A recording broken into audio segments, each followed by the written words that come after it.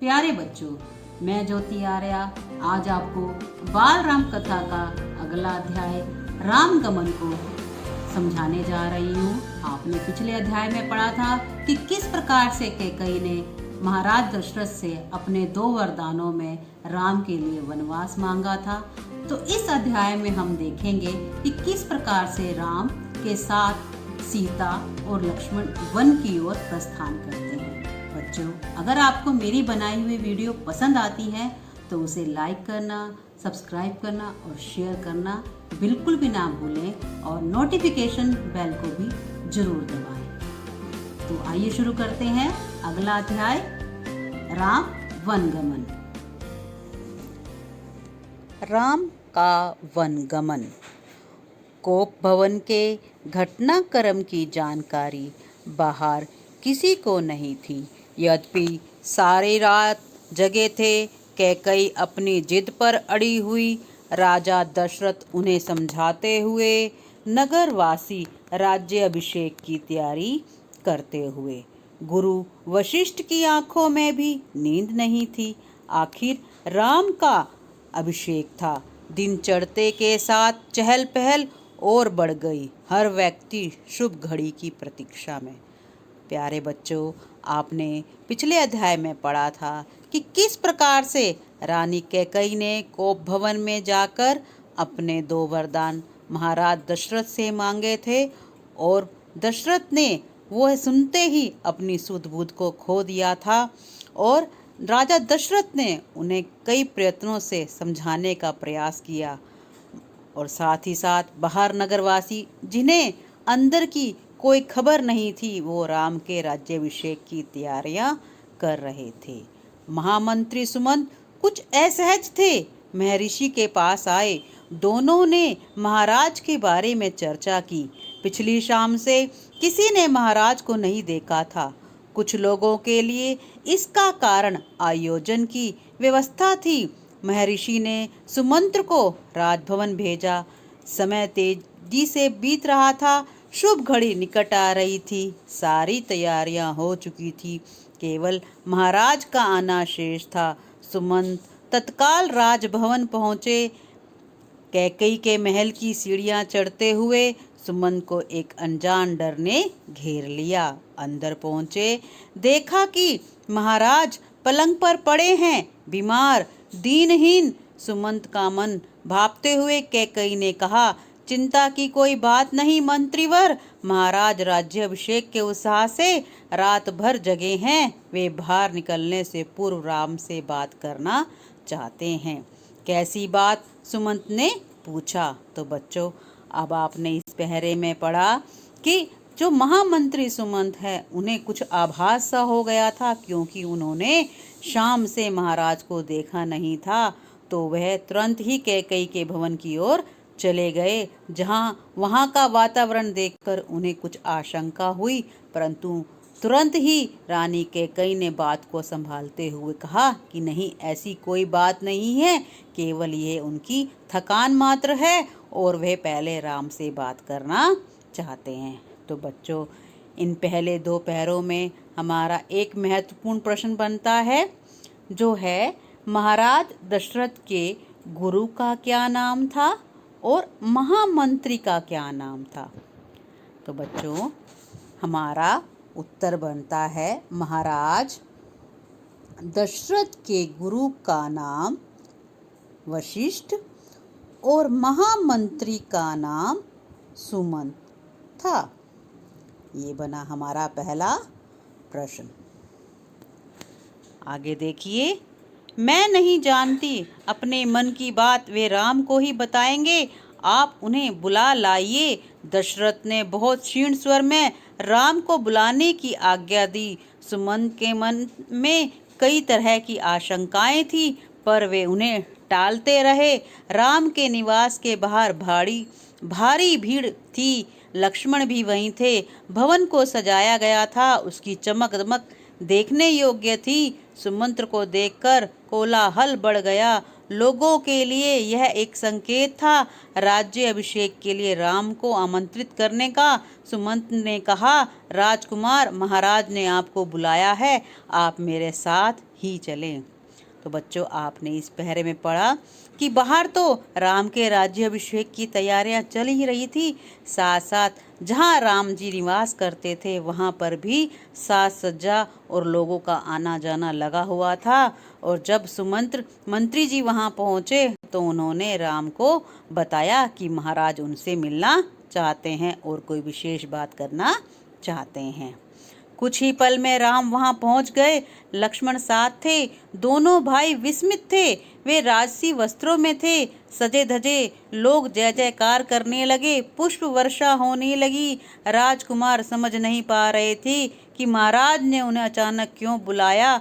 लोग समझ रहे थे कि राम का राज्याभिषेक के लिए जा रहे हैं। तो जैसे ही राम को अपने पिता की आज्ञा का पता चला, वे तुरंत ही लक्ष्मण के साथ राजसी वेशभूषा में उनके महल की ओर बढ़ गए और लोग समझ रहे थे कि राम राज्याभिषेक के लिए जा रहे हैं। महल में पहुंचकर राम ने पिता को प्रणाम किया, फिर माता कैकेयी को। राम को देखते ही महाराज दशरथ बेसुध हो गए। उनके मुंह से एक हल्की सी आवाज निकली, राम। उन्हें होश आया, तब भी वे कुछ नहीं बोल सके। थोड़ी देर तक चुप्पी रही, असहज सन्नाटा। कोई कुछ न बोला तो राम ने पिता से पूछा, क्या मुझसे कोई अपराध हुआ है? कोई बोलता क्यों नहीं? आप ही बताएं माते। महाराज दशरथ ने मुझे एक बार 2 वरदान दिए थे। मैंने कल रात वही दोनों वर मांगे जिससे वे पीछे हट रहे हैं। यह शास्त्र सम्मत नहीं है, रघुकुल की नीति के विरुद्ध है। कैकेयी ने बोलना जारी रखा, मैं चाहती हूँ कि राज्याभिषेक भरत का हो और तुम 14 वर्ष वन में रहो। महाराज यही बात तुमसे नहीं कह पा रहे थे। तो बच्चों, आपने इस पहर में पढ़ा कि जैसे ही महाराज ने वहाँ का वातावरण देखा तो उन्हें भी आशंका हुई। उन्होंने शीघ्र ही अपने पिता और माता से उसका कारण पूछा तो पिता कुछ ना बोल पाए। तो रानी माँ ने कैकेयी ने बताया उन्हें कि उन्होंने अपने 2 वरदान मांगे हैं और जो वो दे नहीं पा रहे, कि उन्होंने पहले वरदान में राज्याभिषेक मांगा है भरत का और तुम्हारे लिए मांगा है 14 वर्ष का वनवास। महाराज यही बात तुमसे नहीं कह पा रहे। राम संयत रहे। उन्होंने दृढ़ता से कहा, पिता का वचन अवश्य पूरा होगा। भरत को राजगद्दी दी जाए, मैं आज ही वन चला जाऊंगा। राम की शांत और सदी हुई वाणी सुनकर कैकेयी के चेहरे पर प्रसन्नता छा गई। उनकी मनोकामना पूर्ण हुई। राजा दशरथ चुपचाप सब कुछ देख रहे थे, संपन्नहीन कैकेयी की ओर देखते हुए। उनके मुंह से बस एक शब्द निकला, धिक्कार। तो बच्चों, जैसे ही राम को पता चला कि माता कैकेयी ने क्या वर मांगे हैं तो उन्होंने शीघ्र ही बिना किसी हिचकिचाहट के कहा कि वह वन को जाएंगे और भरत को ही राजगद्दी दी जाए। यह सब सुनते ही कैकेयी के मुख पर तो प्रसन्नता का भाव आया, परंतु दशरथ के मुंह से केवल एक ही शब्द निकला, धिक्कार। कैकेयी के महल से निकलकर राम सीधे अपनी माँ के पास गए। उन्होंने माँ कौशल्या को कैकेयी भवन का विवरण दिया और अपना निर्णय सुनाया। राम वन जाएंगे। कौशल्या यह सुनकर सुध खो बैठी। लक्ष्मण अब तक शांत थे, पर क्रोध से भरे हुए। राम ने समझाया और उनसे वन जाने की तैयारी के लिए कहा। राम ये कहते हुए तुरंत ही माता कैकेयी के महल से निकलकर अपनी माता कौशल्या के भवन की ओर चले गए और सारी बातें उन्हें बता दी। लक्ष्मण जो अब तक शांत थे वो क्रोध से भर गए, परंतु राम के समझाने से वे उनके साथ वन जाने की तैयारी के लिए तैयार हो गए। कौशल्या का मन था राम को रोक ले, वन ना जाने दे, राजगद्दी छोड़ दे, पर वह अयोध्या में रहे। उन्होंने कहा, पुत्र, यह राज आज्ञा अनुचित है, उसे मानने की आवश्यकता नहीं है। राम ने उन्हें नम्रता से उत्तर दिया, यह राज आज्ञा नहीं, पिता की आज्ञा है। उनकी आज्ञा का उल्लंघन मेरी शक्ति से परे है, मुझे आशीर्वाद दें। अब कौशल्या माँ ने भी राम को समझाने का प्रयास किया और उन्हें कहा कि वे राजगद्दी तो छोड़ दे परंतु अयोध्या को छोड़कर ना जाएं। परंतु राम ने कहा कि वो कोई राजा की आज्ञा नहीं है, वो तो केवल मात्र एक पिता की आज्ञा है और पिता की आज्ञा का पालन करना सर्वोपरि धर्म है। लक्ष्मण से राम का संवाद जारी रहा। राम ने वनगमन को भाग्यवश आया उलटफेर कहा। लक्ष्मण इससे सहमत नहीं थे, वे इसे कायरों का जीवन मानते थे। उन्होंने राम से कहा, आप बाहुबल से अयोध्या का राज सिंहासन छीन ले, देखता हूँ कौन विरोध करता है। तो बच्चों, इस पहरे में आपने देखा कि लक्ष्मण जो थोड़े क्रोधी स्वभाव के हैं, उन्हें इस बात पर बिल्कुल भी सहमति नहीं थी कि राम चुपचाप अयोध्या को छोड़कर चले जाएं। उन्होंने राम से युद्ध करने के लिए कहा। तो राम जी ने क्या कहा, अधर्म का सिंहासन मुझे नहीं चाहिए, मैं वन जाऊंगा, मेरे लिए तो जैसा राज सिंहासन वैसा वन। कौशल्या ने स्वयं को संभाला, उठी, राम को गले लगा लिया। वे राम के साथ वन जाना चाहती थी। राम ने मना कर दिया, कहा कि वृद्ध पिता को आपके सहारे की आवश्यकता है। कौशल्या ने राम को विदा करते हुए कहा, जाओ पुत्र, दसों दिशाएं तुम्हारे लिए मंगलकारी हों, मैं तुम्हारे लौटने तक जीवित रहूंगी। अब माता ने भी जान लिया कि राम अपने वचन से पीछे हटने वाले नहीं हैं, तो उन्होंने भी अपना आशीर्वाद राम को प्रदान किया। कौशल्या भवन से निकलकर राम सीता के पास गए, सारा हाल बताया, विदा मांगी, माता पिता की आयु का उल्लेख किया, उनकी सेवा करने का आग्रह किया। कहा, प्रिय तुम निराश मत होना, 14 वर्ष बाद हम फिर मिलेंगे। राम के वनगमन का समाचार तब तक सीता के पास नहीं पहुंचा था। राम को देख कुछ आशंका हुई, अनिष्ट की। राम ने विदा मांगी तो सीता व्याकुल हो गई, क्रोधित भी हुई, निर्णय पर प्रतिवाद किया। राम नहीं माने तो सीता ने उनके साथ जंगल जाने का प्रस्ताव रखा। सीता ने कहा, मेरे पिता का आदेश है कि मैं छाया की तरह आपके साथ रहूं।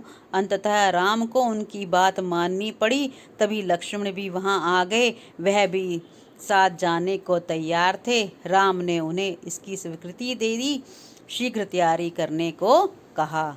अब राम के वन जाने की बात को सुनकर सीता माता ने भी उनके साथ जाने की जिद की और लक्ष्मण ने भी उनके साथ रहकर उनकी सेवा का धर्म निभाया, जिसकी स्वीकृति राम ने उन्हें प्रदान की। राम चाहते थे कि सीता वन ना जाए, अयोध्या में रहें। वे इसकी अनुमति दे चुके थे, फिर भी उन्होंने एक प्रयास किया। सीते, वन का जीवन बहुत कठिन है, ना रहने का ठीक स्थान, ना भोजन का ठिकाना, कठिनाइयाँ कदम कदम पर। तुम महलों में पड़ी हो, ऐसा जीवन कैसे जी सकोगी? सीता ने उत्तर नहीं दिया, मुस्कुरा दी। उन्हें पता था कि राम अपने दिए वचन से पलट नहीं सकते। तो बच्चों, इस पहरे में आपको पता चला कि राम ने पूरा प्रयास किया, सीता को पूरी तरह से बताया कि वन का मार्ग आसान नहीं है, परंतु सीता उसके लिए तैयार थी। तो बच्चों, इस पहरे से हमारा महत्वपूर्ण प्रश्न बनता है कि राम के साथ कौन कौन वन में गया?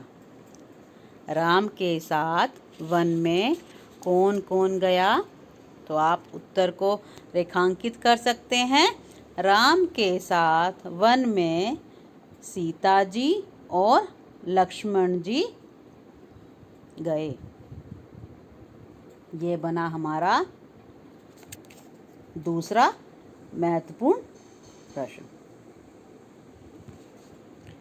तो बच्चों, आगे देखिए, राम वन जा रहे हैं, यह समाचार पूरे नगर में फैल चुका था। नगरवासी दशरथ और कौशल्या को धिक्कार रहे थे। कुछ देर पहले जहां उत्सव की तैयारियां थी, वहां उदासी ने घर लिया। सड़कें गीली थी लोगों के आंसुओं से। सबकी इच्छा थी राम सीता वन ना जाएं। वे उन्हें रोकना चाहते थे पर बेबस थे। जैसे ही नगरवासियों को पता चला कि राम को वनवास हो गया है, तो वो राजा दशरथ को और रानी कैकेयी को धिक्कार करने लगे, उनकी निंदा करने लगे। वे चाहते थे कि राम और सीता वन को ना जाएं। राम, सीता और लक्ष्मण जंगल जाने से पहले पिता का आशीर्वाद लेने गए। महाराज दशरथ दर्द से करहा रहे थे। तीनों रानियां वहीं थी, मंत्री आसपास थे। मंत्रीगण रानी कैकई को अब भी समझा रहे थे, शुभ थे, पर तर्क का साथ नहीं छोड़ना चाहते थे। ज्ञान, दर्शन, नीति, रीति, परंपरा सबका हवाला दिया, कैकई अड़ी रही। तो बच्चों, इस पहरे में आपने पढ़ा कि सभी कैकई को उसकी बात से पलटने के लिए कह रहे थे, परंतु कैकई अपनी बात पर अड़ी रही। राम ने कक्ष में प्रवेश किया तो दशरथ में जीवन का संचार हुआ। वे उठकर बैठ गए। उन्होंने कहा, पुत्र, मेरी मति मारी गई है। मैं वचनबद्ध हूँ, ऐसा निर्णय करने के लिए विवश हूँ, पर तुम्हारे ऊपर कोई बंधन नहीं है। मुझे बंदी बना लो और राज संभालो। यह राज सिंहासन तुम्हारा है, केवल तुम्हारा। महाराज दशरथ ने अब इसमें अपने पुत्र को कहा कि वो वचनबद्ध हैं, परंतु वो चाहें, अगर राम चाहें तो वो उन्हें कैद करके राज सिंहासन पर बैठ सकते हैं। पिता के वचनों ने राम को झंझोर दिया। वे दुखी हो गए, पर उन्होंने नीति का साथ नहीं छोड़ा। आंतरिक पीड़ा आपको ऐसा कहने पर विवश कर रही है। मुझे राज्य का लोभ नहीं है, मैं ऐसा नहीं कर सकता। आप हमें आशीर्वाद देकर विदा करें। विदाई का दुख सहन करना कठिन है, इसे और ना बढ़ाएं। इसी बीच रानी कैकई ने राम, लक्ष्मण और सीता को वल्कल वस्त्र दिए। राम ने राशि वस्त्र उतार दिए, तपस्वियों के वस्त्र पहने। सीता को तपस्विनी के वेश में देखना सबसे अधिक दुखदायी था। महर्षि वशिष्ठ अब तक शांत थे, उन्हें क्रोध आ गया। उन्होंने कहा, सीता बन जाएगी तो सब अयोध्यावासी उनके साथ जाएंगे। भरत सुनी अयोध्या पर राज करेंगे, यहाँ कोई नहीं होगा, पशु पक्षी भी नहीं। तो बच्चों, इस पहरे में आपने पढ़ा कि रानी कैकई ने तुरंत ही राम, लक्ष्मण को और सीता को वल्कल वस्त्र, यानी वल्कल वस्त्र का अर्थ है तपस्वियों वाले वस्त्र दे दिए।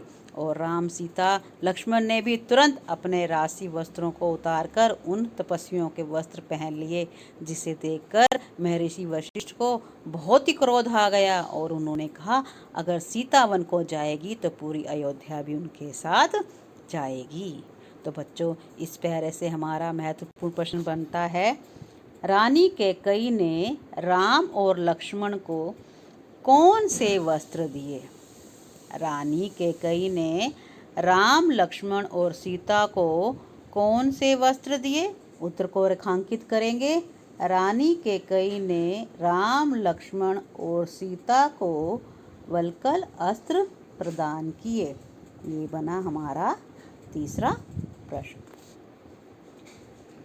इस बार राम ने सबसे अनुमति मांगी। आगे आगे राम, उनके पीछे सीता, उनके पीछे लक्ष्मण। महल के ठीक बाहर मंत्री सुमंत्र रथ लेकर खड़े थे। रथ पर चढ़कर राम ने कहा, महामंत्री रथ तेज चलाएं। नगरवासी रथ के पीछे दौड़े। राजा दशरथ और माता कौशल्या भी पीछे पीछे रह गए। सब रो रहे थे, सबकी आंखों में आंसू थे। पुरुष, महिलाएं, बूढ़े, जवान, बच्चे मीलों तक नंगे पांव दौड़ते रहे। राम यह दृश्य देखकर विचलित हो गए। भावुक भी उनसे यह देखा नहीं जा रहा था। उन्होंने सुमंत को रथ की ओर तेज गति से हाँकने को कहा, ताकि लोग हार जाएं, थक कर पीछे छूट जाएं, घर लौट जाएं। तो बच्चों, इस पहरे में आपने पढ़ा कि राजा जैसे ही वन की ओर प्रस्थान हुए तो अयोध्यावासी उनके पीछे पीछे चलने लगे और राम ने अपना रथ और भी तेज गति से चलाने को कहा, ताकि वो अयोध्यावासियों को पीछे छोड़ सके। राजा दशरथ लगातार रथ की दिशा में नजरें गड़ाए खड़े रहे, जब तक रथ आंखों से ओझल नहीं हो गया। रथ दिखना बंद हुआ तो वे धरती पर गिर पड़े। रथ दिन भर दौड़ता रहा। वन अभी दूर था, तमसा नदी के तट पर पहुँचते पहुँचते शाम हो गई। वनवासियों ने रात वहीं बिताई। अगली सुबह वे दक्षिण दिशा की ओर चल पड़े। हरे भरे खेतों के बीच गोमती नदी पार कर राम, सीता और लक्ष्मण सई नदी के तट पर पहुँचे। महाराज दशरथ के राज्य की सीमा वहीं समाप्त होती थी। राम ने मुड़कर अपनी जन्मभूमि को देखा, उन्हें प्रणाम किया और कहा, हे जननी, अब 14 वर्ष बाद ही तुम्हारे दर्शन कर सकूंगा। तो बच्चों, इस पहरे में आपने पढ़ा कि वो शीघ्र ही रथ की तेज गति से आगे बढ़ते रहे और शीघ्र ही अपने जन्मभूमि की अंतिम सीमा पर पहुंच गए, और जहां पर राम ने अपनी जन्मभूमि को प्रणाम करते हुए कहा कि वे अब उन्हें 14 वर्ष बाद मिलेंगे। तो बच्चों, इस पहरे से हमारा महत्वपूर्ण प्रश्न बनता है कि कौन सी नदी पार करके राम, सीता सई नदी के तट पर पहुँचे। या इस प्रश्न को ऐसे भी लिख सकते हैं कि गोमती नदी को पार करके राम, सीता, लक्ष्मण कौन सी नदी के तट पर पहुँचे। तो हम इस प्रश्न के उत्तर को रेखांकित करेंगे। गोमती नदी पार कर राम, सीता और लक्ष्मण सई नदी के तट पर पहुँचे। ये बना हमारा चौथा प्रश्न। शाम होते होते वे गंगा के किनारे पहुंच गए। श्रृंगवेरपुर गांव में निषाद राज घू ने उनका स्वागत किया। राम ने रात वहीं विश्राम किया। घू राज के अतिथि के रूप में वन क्षेत्र आ गया था। नदी के उस पार अगली सुबह राम ने महामंत्री को समझा बुझाकर वापस भेज दिया। दोनों राजकुमारों और सीता ने नाव से नदी पार की। सुमंत तट पर खड़े रहे नगर वनवासियों के उस पार उतरने तक। उसके बाद वे अयोध्या लौट गए। सुमंत का खाली रथ अयोध्या पहुंचा तो लोगों ने उसे घेर लिया। वे राम के बारे में जानना चाहते थे। सुमंत बिना कुछ कहे बोले सीधे राजभवन गए। राजा दशरथ कौशल्या भवन में थे, बेचैन सुमंत की प्रतीक्षा में। उन्होंने कहा, महामंत्री, राम कहाँ है? सीता कैसी है? लक्ष्मण का क्या समाचार है? वे कहाँ रहते हैं? क्या खाते हैं? तो बच्चों, आपने इस पहरे में पढ़ा कि शाम होते ही वे गंगा नदी के किनारे श्रृंगवेरपुर गांव में पहुंच गए, जहां पर निषाद राज ने उनका स्वागत किया और उन्होंने रात्रि वहीं पर बिताई और उन्हें वहां छोड़कर सुमंत वापस अयोध्या की ओर पहुंच गए, जहां वह सीधे दशरथ जी के पास गए और दशरथ जी ने उनको देखते ही राम का और सीता का हालचाल पूछा। तो बच्चों, इस प्यारे से हमारा महत्वपूर्ण प्रश्न बनता है, गंगा नदी के किनारे कौन सा गांव था और वहां पर उनका स्वागत किसने किया? बच्चों, गंगा नदी के किनारे राम और सीता, लक्ष्मण किस गांव में पहुंचे और उनका स्वागत किसने किया? तो बच्चों, इसे रेखांकित करेंगे। गंगा के किनारे श्रृंगवेरपुर गांव में निषाद राज घू ने उनका स्वागत किया। तो बच्चों, इन्हें हम 2 प्रश्न में बांट लेंगे, प्रश्न 5 और प्रश्न 6। सुमंत की आंखों में आंसू थे। उन्होंने एक एक कर महाराज के सभी प्रश्नों का उत्तर दिया। सुमंत को पता था कि दशरथ को इन उत्तरों से संतोष नहीं होगा। महाराज की बेचैनी बनी रही, बढ़ती गई। वन गमन के 6ठे दिन दशरथ ने प्राण त्याग दिए। राम का वियोग उनसे सहा नहीं गया। तो बच्चों, इस पहरे में आपने पढ़ा कि जानकारी लेने के बाद भी दशरथ के मन को बिल्कुल भी आराम नहीं आया। उनकी बेचैनी बढ़ती गई और वन गमन के 6ठे दिन ही दशरथ जी ने अपने प्राणों का त्याग कर दिया, क्योंकि उनसे राम का वियोग सहा नहीं गया। तो बच्चों, इस पहरे से हमारा महत्वपूर्ण प्रश्न बनता है, वन गमन के कितने दिनों बाद दशरथ ने प्राण त्याग दिए? उत्तर को रेखांकित करेंगे। वन गमन के 6ठे दिन दशरथ जी ने प्राण त्याग दिए। ये बना हमारा 7वां प्रश्न। दूसरे दिन महर्षि वशिष्ठ ने मंत्री परिषद से चर्चा की सबकी राय थी कि राजगद्दी खाली नहीं रहनी चाहिए। तय हुआ भरत को तत्काल अयोध्या बुलाया जाए। घुड़सवार दूत रवाना किए गए इस निर्देश के साथ कि उन्हें अयोध्या की घटनाओं के संबंध में मौन रहना है। तो बच्चों, अंतिम पहरे में आपने पढ़ा कि महर्षि वशिष्ठ ने दशरथ जी की मृत्यु के बाद राजगद्दी को खाली रहना उचित नहीं माना। उन्होंने कहा कि भरत को तत्काल ही अयोध्या वापस बुला लिया जाए और साथ ही यह निर्देश भी दिया गया कि उन्हें अयोध्या से संबंधी कोई भी खबर ना दी जाए। तो बच्चों, इस पाठ में आपने पढ़ा कि किस प्रकार से राम वन की ओर गए और उनके साथ लक्ष्मण और सीता जी भी वन की ओर गए, और साथ ही साथ आपने जाना कि राम के वियोग में दशरथ जी ने अपने प्राणों का भी त्याग कर दिया। तो बच्चों, आपको इस पाठ को अच्छे से समझ में आ गया होगा। तो आप इस पाठ के जो महत्वपूर्ण प्रश्न हैं उसे आप अपनी उत्तर पुस्तिका में लिखेंगे। धन्यवाद।